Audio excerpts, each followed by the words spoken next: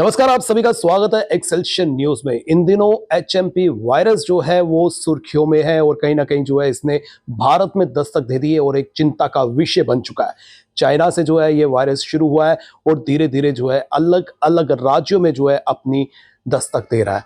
इसी पर जो है हम विस्तार से चर्चा करेंगे। इस वक्त मेरे साथ डॉक्टर संदीप डोगरा जी हैं जो एचओडी हैं माइक्रोबायोलॉजी के। आइए इनसे जानने की कोशिश करते हैं। डॉक्टर साहब का बहुत बहुत स्वागत है। थैंक यू सर, जिस तरह से कोरोना वायरस आया था उसने बहुत कहर जो है यहाँ पर डाला था और एक और नया वायरस चाइना से चलकर भारत में प्रवेश कर चुका है। क्या पैनिक करने की आवश्यकता है? देखिए, मैं बात शुरू करूंगा कि हम जो ये ट्रेंड देख रहे हैं ये हमारे लिए कोई नई बात नहीं है। ये जो विंटर का सीज़न रहता है, मौसम रहता है, इसमें यूजुअली ये जो रेस्पिरेटरी वायरसेस होते हैं ये फैलते हैं। इनका रेट ऑफ जो मल्टीप्लिकेशन फास्ट हो जाता है और ये ज़्यादा इन्फेक्शन कॉज करते हैं। और ये वायरस कोई नया नहीं है हमारे लिए, पहले भी ये वायरसेस के इन्फेक्शंस हम लोग पहले यहाँ पे टेस्ट करते थे, उसमें आता था। इस बार जो ये अलर्टनेस कह लो या जो रिस्पांस कह लो, वो एक्चुअली एक प्रोग्रेसिव चीज़ है कि हमने जो कोविड में सीखा वो हम पहली बार उसका हमने देखा कि मंकी पॉक्स में हमारा रिस्पांस कितना फास्ट था। एक बार फिर से हमारे पास इस समय इंडिया में हर एक स्टेट में एक रोबस्ट सर्वेलेंस सिस्टम है जो हमने कोविड में डेवलप किया और जो बड़ा अच्छा काम कर रहा है।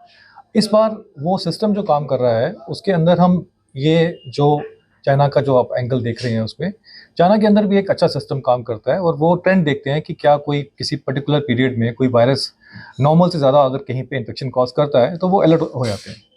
सेम मैकेनिज्म हमारे भी काम कर रहा है जी। और उसी मैकेनिज्म ने ये देखा कि चाइना को देखते हुए और कोविड से जो अपने लेसन लिए हैं वो रिपीट वो वाली हालत वैसे रिपीट ना हो, ये उसी का मतलब रिस्पॉन्स है जी। कि हम अलर्ट हैं और अब हम प्रोएक्टिवली इस वायरस को ढूंढ रहे हैं। इसके टेस्ट के लिए हमें डायरेक्शंस आ गई हैं कि इसका रैंपिंग अप करना है, इसकी टेस्टिंग स्टार्ट करनी है। हम कल या परसों से इसकी टेस्टिंग स्टार्ट करने वाले हैं और जब हम किसी को ढूंढेंगे तो वो चीज़ मिलेगी।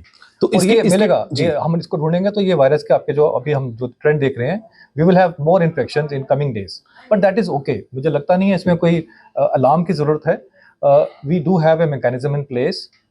हमारा जो हेल्थ केयर सिस्टम है वो कोविड के कारण पहले से ही काफ़ी अपग्रेड हुआ है। हमारे हॉस्पिटल्स बेटर इक्विप्ड हैं।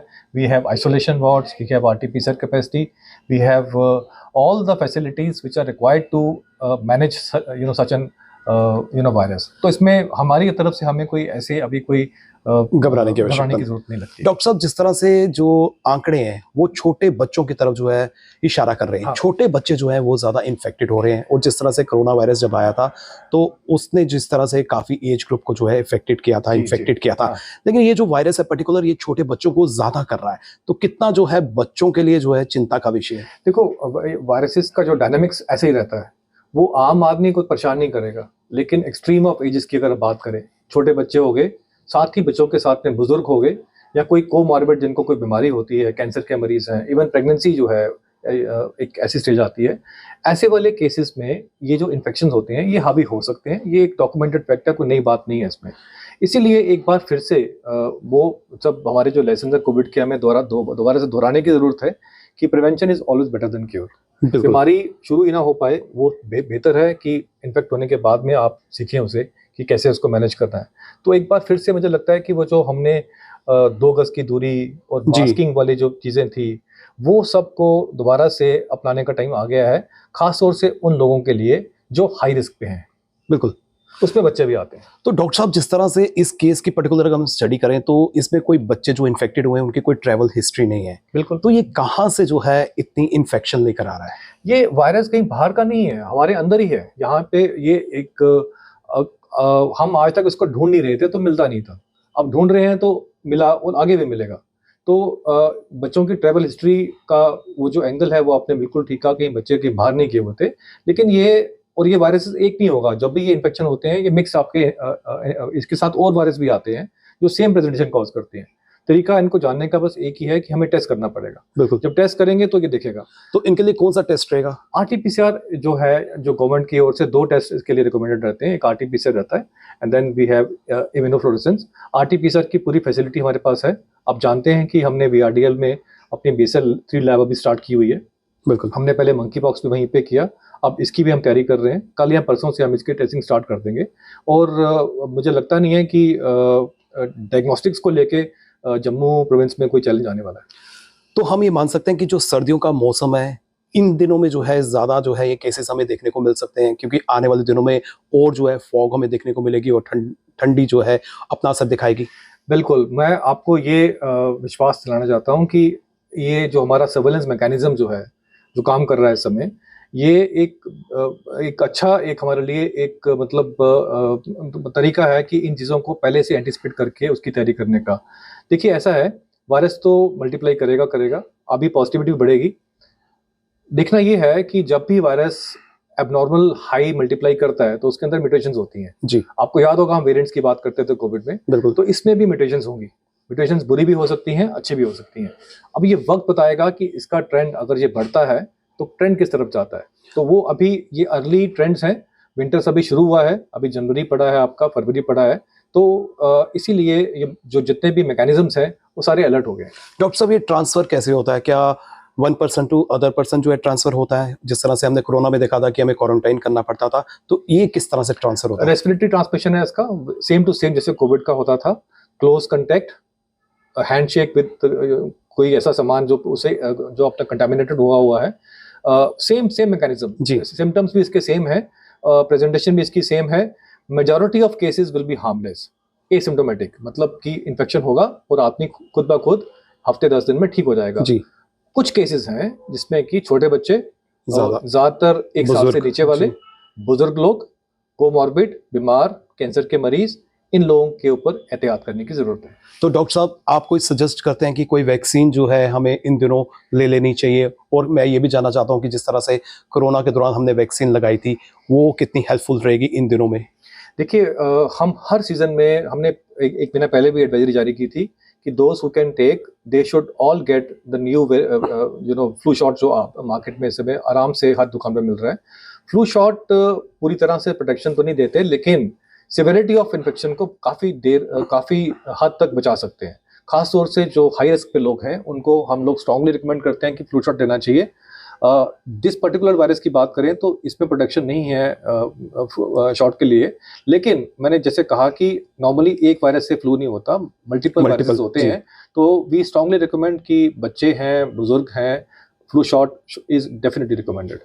डॉक्टर साहब, आप एडवाइस क्या देना चाहते हैं, जिस तरह से हमें अपनी इम्यूनिटी की तरफ भी ध्यान देना है ताकि हम इस वायरस की तरफ जो है जल्दी से इसकी गिरफ्त में ना आए? क्या एडवाइस आप देना चाहते हैं? छोटी छोटी बातें हैं। मान लीजिए स्कूल की बात करें तो स्कूल वालों को चाहिए कि अगर किसी बच्चे को जुकाम है, बुखार है, खांसी है, ऐसे सिम्टम्स हैं इन्फ्लुएंजा लाइक इलनेस के, तो उसको बोलें स्कूल में आने की जरूरत नहीं है, घर में बैठे, घर में भी पेरेंट्स उसका ख्याल रखें।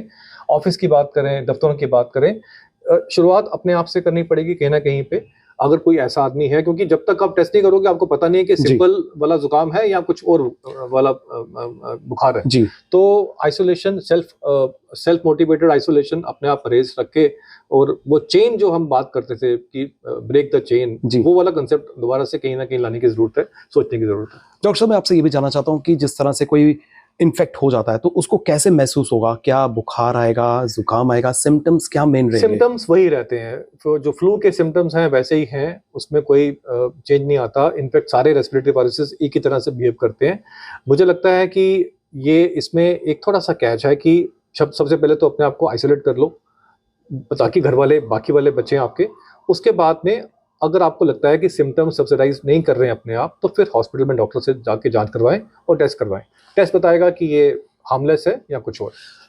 नॉर्मली हमने लोगों को देखा है कि लोग जो है टेस्ट जो है इमीडिएट नहीं कराते हैं, उससे पहले ही घरेलू इलाज करना जो है वो शुरू कर देते हैं और बीमारी कोई और रूप धारण कर लेती है। तो घरेलू इलाज कितना ज़रूरी है और कितना जो है इस समय हमें परहेज करना चाहिए? देखिए हम कभी भी घरेलू जो दादी नानी के जो भी नुस्खे, जी। होते हैं, हम उनको कभी ना नहीं करते हैं। They are all have a some scientific basis in behind. तो ज़रूरत है कि हेल्दी खाना हो, हाइजेनिक खाना हो, और कोई इसमें हमने कोविड में देखा बड़ी सारी पॉपुलेशन थे। आप ले सकते हैं जब तक वो चीज़ें सेफ हैं और हेल्दी हैं, इसमें कोई वो नहीं है। साथ में सप्लीमेंट भी आते हैं, वो भी आप ले सकते हैं। पॉइंट है कि आपको आपकी जो इम्यूनिटी है वो इस तरह के वायरसेस से और जो आपके इन्फेक्शन होते हैं उनको फाइट करने के लिए कम्पिटेड होनी चाहिए। आखिर में दर्शकों को घबराने की जरूरत नहीं है, पैनिक करने की जरूरत नहीं है। बिल्कुल नहीं, बिल्कुल नहीं, बिल्कुल नहीं, वी आर इन कंट्रोल। बहुत बहुत शुक्रिया डॉक्टर साहब, आपने हमें समय दिया। जिस तरह से नया वायरस जो है हमें देखने को मिल रहा है, हालांकि हमारे जीएमसी की बात करें, हमारी सरकार की बात करें, वो संजीदगी का लगातार परिचय दे रहे हैं। हमें घबराने की आवश्यकता नहीं है। सिचुएशन कोई भी हो, हमें उसको फेस करना है और उससे पहले जो है हमें जानकारी जो है वो हासिल करनी है कि आखिर किन तरह से जो है ये फैलता है और किस तरह से जो है इसकी रोकथाम है। और सबसे बेहतर ऑप्शन ये है कि एक तो आप अपनी इम्यूनिटी को स्ट्रांग करें, तो दूसरा डिस्टेंस जितना हो सके उसको आप मेंटेन करें, रेगुलर हैंड वॉश करें, ताकि किसी भी तरह का इन्फेक्शन जो है आपकी बॉडी में एंटर ना कर सके। फिलहाल नितिन कनोत्रा और मुझे यानी कि रितेश गुप्ता को दीजिए इजाजत और आप देखते रहें एक्सेल्शियर न्यूज।